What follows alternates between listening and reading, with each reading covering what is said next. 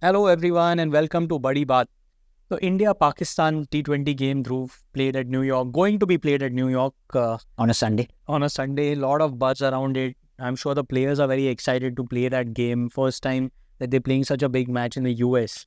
Uh, India-Pakistan is all obviously commercially one of the biggest highlights for an ICC event, right? They need to have a bumper India-Pakistan match like it happened at Melbourne last time. Correct. Yeah. Very important game for the ICC. Akhil, with India-Pakistan games, I try to not give it more importance than what it deserves. I think there are far more important things going on in the world these days.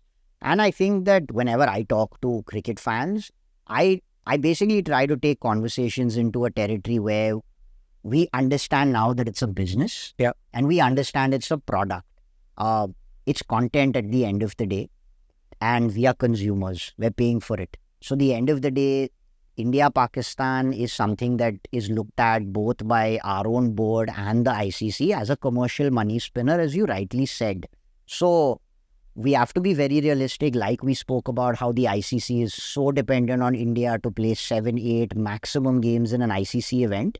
They need this India-Pakistan game because of its commercial value. It's nothing else. And we are just consumers. So watch it for entertainment, enjoy it, but don't give it more importance than what it deserves, only because in this modern paradigm of the business of cricket, it's a money spinner for business. The sponsors want it. Look, we don't play Pakistan in bilateral cricket, but we are playing them in ICC events because there is a commercial kind of, you can say commercial hypocrisy, but the commercial reality is something that's quite important. And it's what, this is another question that I had to throw back at you, is that do those 30-second, 10-second slots, like for a playoff or a semi-final, the broadcaster increases the price. Do they do that for an India-Pakistan game, or is it the same? They might not be jacking it up only for one match, Yeah. but all the India matches, you then package it accordingly where you include that all the India games, you include this one big match and then price the others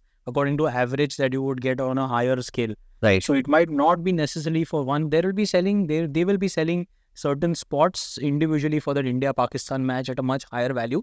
But overall, the bouquet of sponsors that you sell for the tournament, you will be offering India matches at a particular rate and the non-India matches at a particular rate. So obviously the India matches are hiked up because of this one big game, or if they play Australia, then that one big game And will the be ICC hiked up. needs as many India-Pakistan games as they can get, which is why they're hoping that we'd meet again in the next round of the competition. And this is where, the jingoism should kind of stop. Yeah. Only because in this modern kind of business platform, like cricket's a business at the end of the day. Yeah. And even at the ICC level, it is so dependent on the Indian market for business. So people should just be balanced about it, enjoy the game. And I think that's one thing that I look at. The other very important point, and we spoke a lot about this, is that the modern era of social media, where social media algorithms love it when people fight, when people argue, when people want to talk about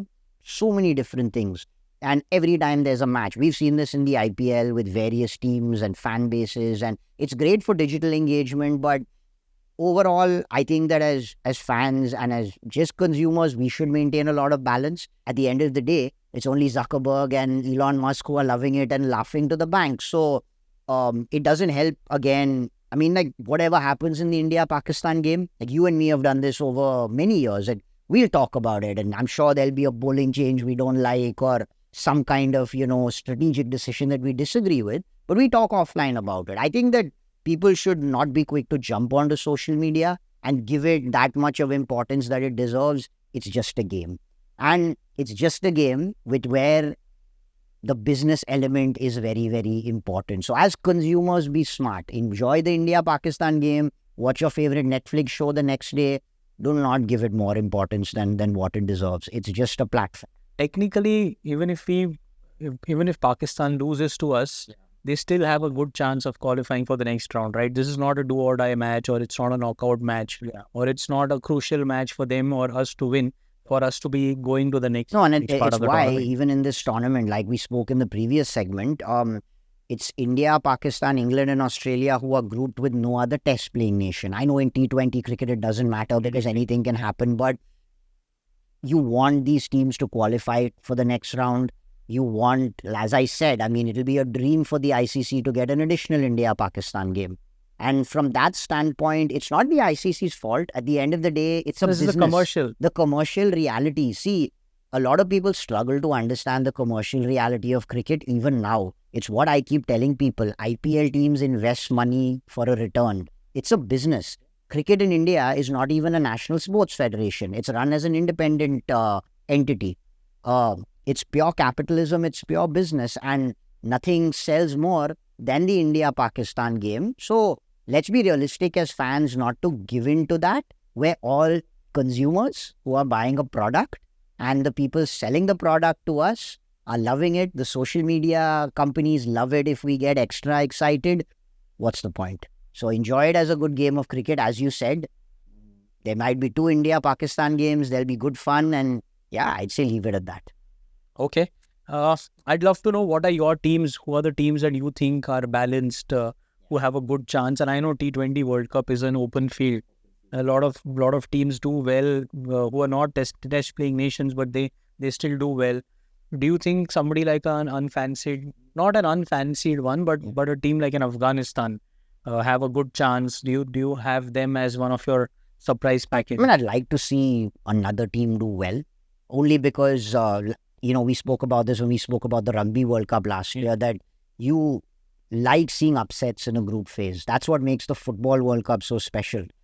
Unfortunately, the commercial reality with cricket is that you need certain teams to play more games, because otherwise the broadcaster doesn't recover its money. Yeah. It's paid all these millions of dollars in rights so that it can recover it through advertisers. Sadly, nobody's watched the majority. It's only India and the Indian market, either in India or abroad, that are watching the sport. So that's where you like to see teams like the Netherlands or Afghanistan do well. Although I just still think that even this competition is Australia's to lose. I think that they have the personnel to win. It might just come down to if they still have that motivation to keep winning every single trophy available, because they have everything at the moment.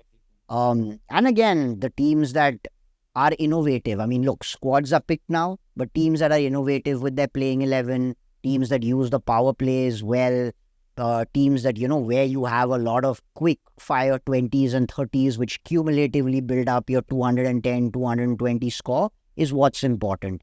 And bowlers with the 150 plus space, the Jofra Archers, the Mark Woods, Stark, we've seen that about how well he did in the IPL playoffs. Yeah. He will be back to his best in these tournaments. The wrist spinners, like the Adam Zampas, Bumrah for us, the other mystery spinners, Adil Rashid always does well for England. So England and Australia are my 2 favorites. I think that India, we should do well. Semi-final or a final is what I would expect, because that's good for the ICC. But yeah, I'm just going to, if I had to say one team, Australia is to lose. Australia's to lose. Good team. They've got a good team. We'd love to know what are your teams, who are the teams that you think are going to go all the way to the T20 World Cup, the finals at least. And we'd love to jam about that more in our future episodes.